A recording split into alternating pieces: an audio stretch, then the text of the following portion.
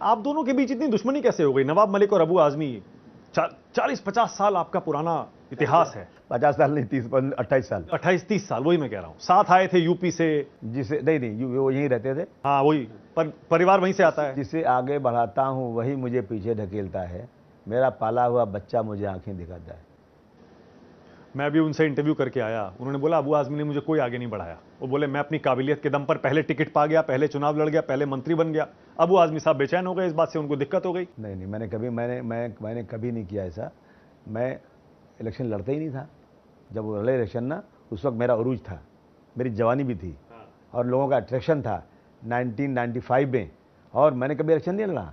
मैंने जिनका नाम लिया, नाम तो नहीं लूँगा मैं। क्यों? उनको नहीं, मैंने आज I don't like to take this name जी। उनको लड़ाया मैंने बशीर पर्दे को लड़ाया, सोहेल लखनवाला को लड़ाया, यूसुफ अबरानी को लड़ाया, और अपना हुसैन दलवाई को लड़ाया, मोहम्मद अली को लड़ाया। मैं नहीं लड़ा इलेक्शन। ले आए, जीते, मंत्री बनने का चांस आया, उनको मंत्री बनाया, मैं नहीं लड़ा। एमएलसी बनने का मैं नहीं लिया। मैं चाहता था कि पार्टी मजबूत हो, लोग काम करें, मैं संगठन का काम करूं।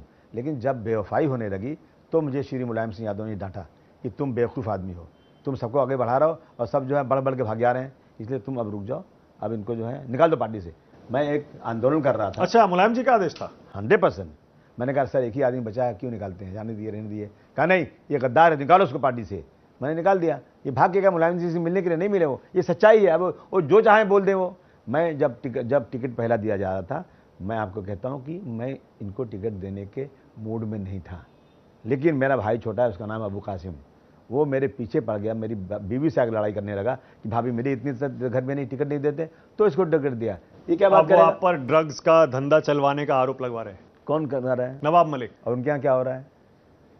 उनके यहाँ क्या हो रहा है आप बता लो। जिससे घर में ड्रग होता हो वो मुझे क्या कहेगा? मैं मुसलमान हूँ, 5 वक्त नमाज पढ़ता हूँ, मुझे मालूम है ड्रग बेचना, ड्रग पीना, ड्रग को सपोर्ट करना जहन्नम में, नर्क में जाने वाला है। अल्लाह और ईश्वर को नाराज करना है। मैं कभी जिंदगी में ये काम। क्या दाऊद से संबंध है नवाब मलिक के, जैसा बीजेपी ने आरोप लगाया? नहीं मुझे मालूम। मैं किसी पर ऐसा इल्जाम नहीं लगा सकता जो मुझे मालूम नहीं। अजीत पवार पर जो 70,000 करोड़ के भ्रष्टाचार के आरोप लगे, उन पर कुछ कहेंगे आप? अरे भाई, ये तो मैंने थोड़े कहा था, प्रधानमंत्री ने कहा था, एक मीटिंग में कहा था। लेकिन वो तो धुल गया ना, 3 दिन के बाद उनको डिप्टी चीफ मिनिस्टर बना दिया। Washing machine. तो या तो उन्होंने झूठ बोला था, या तो फिर लाने के बाद वॉशिंग मशीन में हो गया। क्या नवाब मलिक को भी वॉशिंग मशीन में ही धोया क्या आपके हिसाब से? नहीं मालूम मुझे कहाँ धोया उसको। वो तो उन्हीं के साथ थे और वहाँ से भाग के इनके पास आ गए। पवार साहब ने उनकी बहुत इज्जत की थी। और सुनिए, जब क्यों निकालेगा ये पार्टी भी सुन लीजिए आप।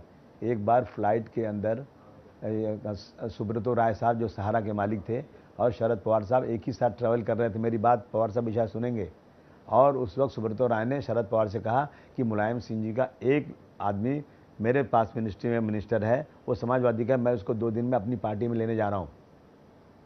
तो नेताजी बोले निकाल दो। बोला क्यों? बोले निकाल दो। बाद में बताया उन्होंने ये बात। समझा आपने? कौन जीत रहा महाराष्ट्र में अबू आजमी साहब? किसकी सरकार आ रही है? नहीं, महाविकास अघाड़ी की आ रही है। आ रही है? हाँ पक्का। पर आप तो उसका हिस्सा है नहीं। नहीं, हम हिस्सा है ना। कहाँ हिस्सा है? अरे हम हैं। सीट बंटवारे में कुछ मिला नहीं आपको? फिर भी हम रहेंगे। हमको भगाएंगे। 25 मांग रहे थे आप। हमको भगाएंगे, हम फिर भी रहेंगे। कमाल करते हैं। हाँ देखिए हम अपने लिए नहीं, हम देश के लिए लड़ रहे हैं। कितनी सीटों पर लड़ रहे हैं? मैं 8 सीटों में लड़ रहा हूँ। 8 पर लड़ रहे हैं।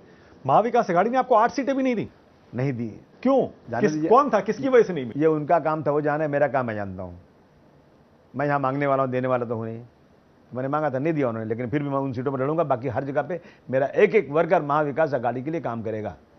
कमाल करते हैं आप भी। मतलब मुझे ये लग रहा है कि जहां जहां फ्रेंडली फाइट है, आप कह रहे हैं महाविकास अघाड़ी जीतेगी, आपस में वहां लड़ भी रहे हैं आप। कैसे होगा फिर ये?